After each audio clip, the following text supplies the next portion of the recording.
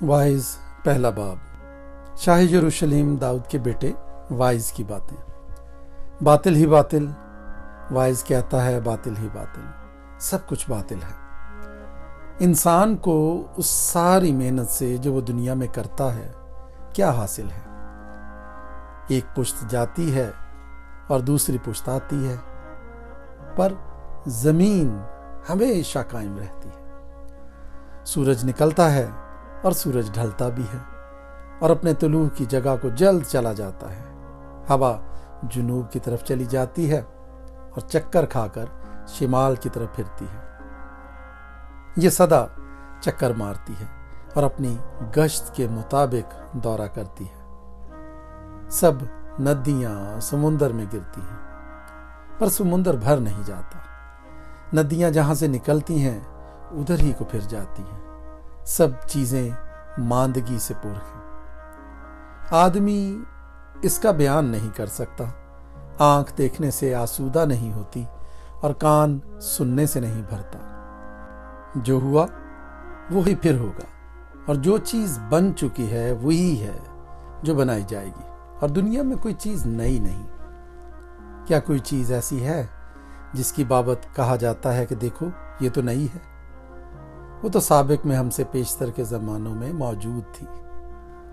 اگلوں کی کوئی یادگار نہیں، اور آنے والوں کی اپنے بعد کے لوگوں کے درمیان کوئی یاد نہ ہوگی۔ میں وائز یروشلم میں بنی اسرائیل کا بادشاہ تھا، اور میں نے اپنا دل لگایا کہ جو کچھ آسمان کے نیچے کیا جاتا ہے اس سب کی تفتیش و تحقیق کروں۔ خدا نے بنی آدم کو یہ سخت دکھ دیا ہے کہ وہ مشقت میں مبتلا رہے۔ میں نے سب کاموں پر جو دنیا میں کیے جاتے ہیں نظر کیے، اور دیکھو یہ سب کچھ بطلان اور ہوا کی چران ہے۔ وہ جو ٹیڑھا ہے سیدھا نہیں ہو سکتا، اور ناقص کا شمار نہیں ہو سکتا۔ میں نے یہ بات اپنے دل میں کہی، دیکھ میں نے بڑی ترقی کی، بلکہ ان سبوں سے جو مجھ سے پہلے یروشلم میں تھے زیادہ حکمت حاصل کی۔ ہاں، میرا دل حکمت اور دانش میں بڑا کاردان ہوا، لیکن جب میں نے حکمت کے جاننے اور حماقت و جہالت کے سمجھنے پر دل لگایا تو معلوم کیا کہ یہ بھی ہوا کی چران ہے، کیونکہ بہت حکمت میں بہت غم ہے، اور علم میں ترقی دکھ کی فراوانی ہے۔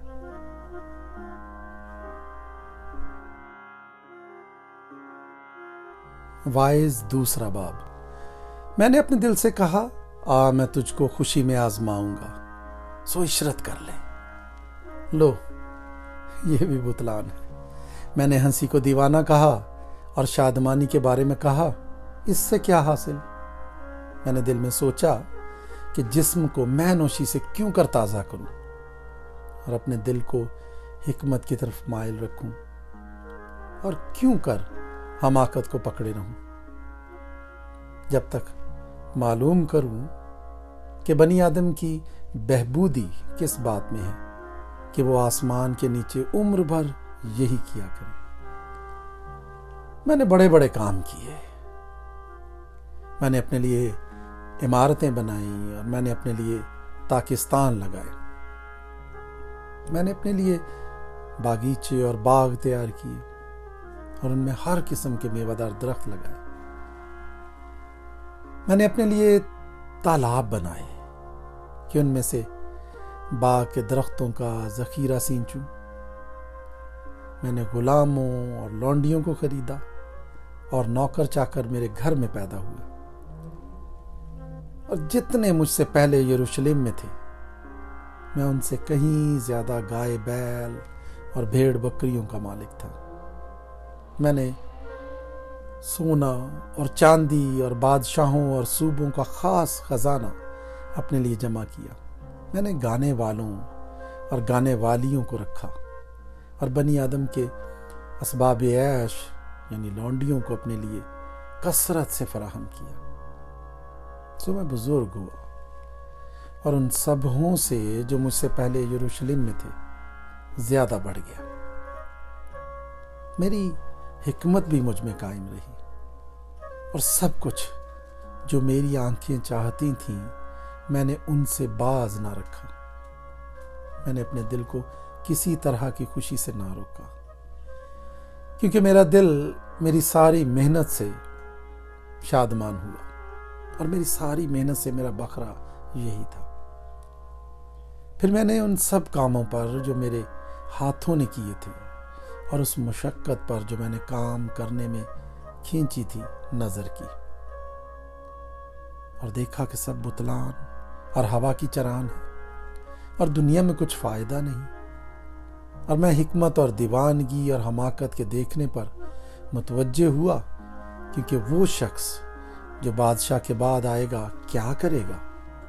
وہی جو ہوتا چلا آیا ہے۔ اور میں نے دیکھا کہ جیسی روشنی کو تاریکی پر فضیلت ہے، ویسی ہی حکمت حماقت سے افضل ہے۔ دانشور اپنی آنکھیں اپنے سر میں رکھتا ہے، پر احمق اندھیرے میں چلتا ہے۔ تو بھی میں جان گیا کہ ایک ہی حادثہ ان سب پر گزرتا ہے۔ تب میں نے دل میں کہا جیسا احمق پر حادثہ ہوتا ہے ویسا ہی مجھ پر بھی ہوگا، پھر میں کیوں زیادہ دانشور ہوا؟ سو میں نے دل میں کہا کہ یہ بھی بتلان ہے، کیونکہ نہ دانشور اور نہ احمق کی یادگار ابد تک رہے گی، اس لیے کہ آنے والے دنوں میں سب کچھ فراموش ہو چکے ہو۔ اور دانشور کیوں کر احمق کی طرح مرتا ہے؟ بس میں زندگی سے بیزار ہوا، کیونکہ جو کام دنیا میں کیا جاتا ہے مجھے بہت برا معلوم ہوا، کیونکہ سب بتلان اور ہوا کی چران ہے۔ بلکہ میں اپنی ساری محنت سے جو دنیا میں کی تھی بیزار ہوا، کیونکہ ضرور ہے کہ میں اسے اس آدمی کے لیے جو میرے بعد آئے گا چھوڑ جاؤں، اور کون جانتا ہے کہ وہ دانشور ہوگا یا احمق۔ بہرحال وہ میری ساری محنت کے کام پر جو میں نے کیا اور جس میں میں نے دنیا میں اپنی حکمت ظاہر کی ثابت ہوگا، یہ بھی بتلان ہے۔ تب میں پھر آ کے اپنے دل کو اس سارے کام سے جو میں نے دنیا میں کیا تھا نا امید کروں، کیونکہ ایسا شخص بھی ہے جس کے کام حکمت اور دانائی اور کامیابی کے ساتھ ہیں، لیکن وہ ان کو دوسرے آدمی کے لیے جس نے ان میں سب کچھ محنت نہیں کی اس کی میراث کے لیے چھوڑ جائے گا۔ یہ بھی بتلان اور بلائے عظیم ہے، کیونکہ آدمی کو اس کی ساری مشقت اور جاں فشانی سے جو اس نے دنیا میں کی کیا حاصل ہے، کیونکہ اس کے لیے عمر بھر غم ہے اور اس کی محنت ماتم ہے، بلکہ اس کا دل رات کو بھی آرام نہیں پاتا۔ یہ بھی بتلان ہے۔ پس انسان کے لیے اس سے بہتر کچھ نہیں کہ وہ کھائے اور پیے اور اپنی ساری محنت کے درمیان خوش ہو کر اپنا جی بہلائے۔ میں نے دیکھا کہ یہ بھی خدا کے ہاتھ سے ہے،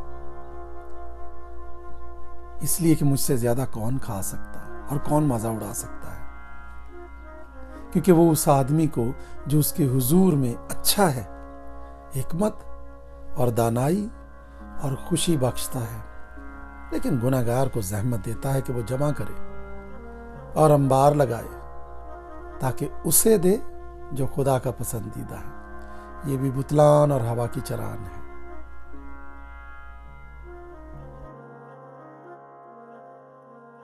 واعظ تیسرا باب۔ ہر چیز کا ایک موقع اور ہر کام کا جو آسمان کے نیچے ہوتا ہے ایک وقت ہے۔ پیدا ہونے کا ایک وقت ہے اور مر جانے کا ایک وقت ہے۔ درخت لگانے کا ایک وقت ہے اور لگائے ہوئے کو اکھاڑنے کا ایک وقت ہے۔ مار ڈالنے کا ایک وقت ہے اور شفا دینے کا ایک وقت ہے۔ ڈھانے کا ایک وقت ہے اور تعمیر کرنے کا ایک وقت ہے۔ رونے کا ایک وقت ہے اور ہنسنے کا ایک وقت ہے۔ غم کھانے کا ایک وقت ہے اور ناچنے کا ایک وقت ہے۔ پتھر پھینکنے کا ایک وقت ہے اور پتھر بٹورنے کا ایک وقت ہے۔ ہم آغوشی کا ایک وقت ہے اور ہم آغوشی سے باز رہنے کا ایک وقت ہے۔ حاصل کرنے کا ایک وقت ہے اور کھو دینے کا ایک وقت ہے، رکھ چھوڑنے کا ایک وقت ہے اور پھینک دینے کا ایک وقت ہے، پھاڑنے کا ایک وقت ہے اور سینے کا ایک وقت ہے، چپ رہنے کا ایک وقت ہے اور بولنے کا ایک وقت ہے، محبت کا ایک وقت ہے اور عداوت کا ایک وقت ہے، جنگ کا ایک وقت ہے اور صلح کا ایک وقت ہے، کام کرنے والے کو اس سے جس میں وہ محنت کرتا ہے کیا حاصل ہوتا ہے۔ میں نے اس سخت دکھ کو دیکھا جو خدا نے بنی آدم کو دیا ہے کہ وہ مشقت میں مبتلا رہیں۔ اس نے ہر ایک چیز کو اس کے وقت میں خوب بنایا اور اس نے ابدیت کو بھی ان کے دل میں جاگزین کیا ہے، اس لیے کہ انسان اس کام کو جو خدا شروع سے آخر تک کرتا ہے دریافت نہیں کر سکتا۔ میں یقیناً جانتا ہوں کہ انسان کے لیے یہی بہتر ہے کہ خوش وقت ہو اور جب تک جیتا رہے نیکی کرے، اور یہ بھی کہ ہر ایک انسان کھائے اور پیے اور اپنی ساری محنت سے فائدہ اٹھائے، یہ بھی خدا کی بخشش ہے۔ اور مجھ کو یقین ہے کہ سب کچھ جو خدا کرتا ہے ہمیشہ کے لیے ہے، اس میں کچھ کمی بیشی نہیں ہو سکتی، اور خدا نے یہ اس لیے کیا ہے کہ لوگ اس کے حضور ڈرتے رہیں۔ جو کچھ ہے وہ پہلے ہو چکا اور جو کچھ ہونے کو ہے وہ بھی ہو چکا، اور خدا گزشتہ کو پھر طلب کرتا ہے۔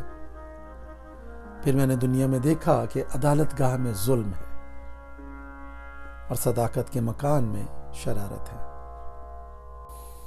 تب میں نے دل میں کہا کہ خدا راست بازوں اور شریروں کی عدالت کرے گا، کیونکہ ہر ایک امر اور ہر کام کا ایک وقت ہے۔ میں نے دل میں کہا کہ یہ بنی آدم کے لیے ہے کہ خدا ان کو جانچے اور وہ سمجھ لیں کہ ہم خود حیوان ہیں، کیونکہ جو کچھ بنی آدم پر گزرتا ہے وہی حیوان پر گزرتا ہے۔ ایک ہی حادثہ دونوں پر گزرتا ہے، جس طرح یہ مرتا ہے اسی طرح وہ مرتا ہے۔ ہاں، سب میں ایک ہی سانس ہے، اور انسان کو حیوان پر کچھ فوقیت نہیں، کیونکہ سب بتلان ہے، سب کے سب ایک ہی جگہ جاتے ہیں، سب کے سب خاک سے ہیں اور سب کے سب پھر خاک سے جا ملتے ہیں۔ کون جانتا ہے کہ انسان کی روح اوپر چڑھتی اور حیوان کی روح زمین کی طرف نیچے کو جاتی ہے۔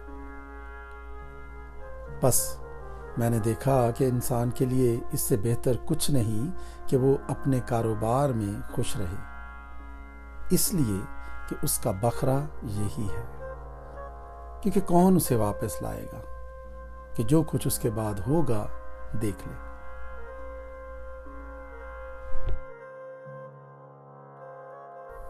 باعث چوتھا باب۔ تب میں نے پھر کر اس تمام ظلم پر جو دنیا میں ہوتا ہے نظر کی، اور مظلوموں کے آنسوؤں کو دیکھا، اور ان کو تسلی دینے والا کوئی نہ تھا، اور ان پر ظلم کرنے والے زبردست تھے، پر ان کو تسلی دینے والا کوئی نہ تھا۔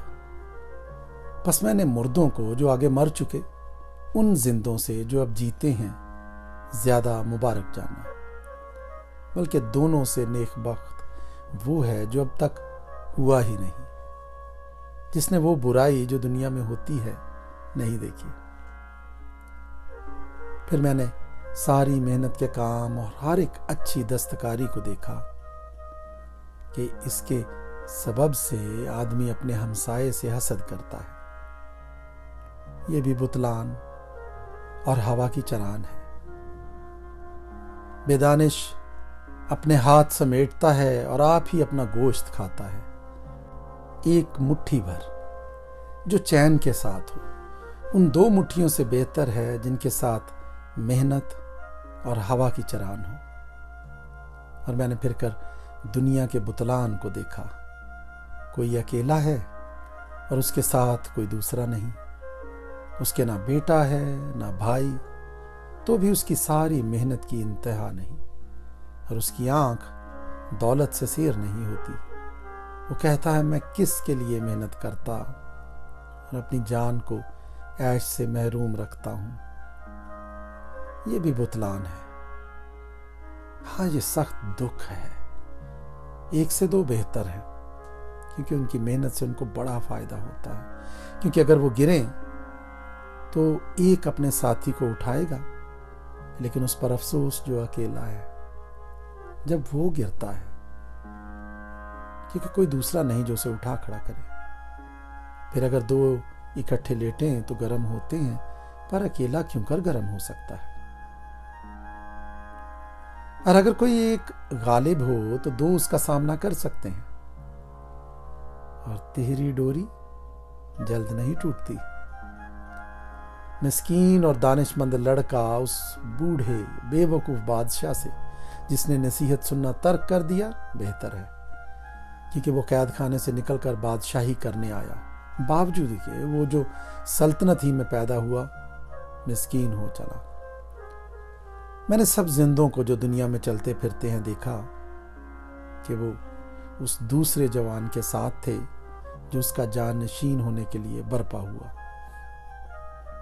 ان سب لوگوں کا، یعنی ان سب کا جن پر وہ حکمران تھا، کچھ شمار نہ تھا. تو بھی وہ جو اس کے بعد اٹھیں گے اس سے خوش نہ ہوں گے. یقیناً یہ بھی بتلان اور ہوا کی چران ہے.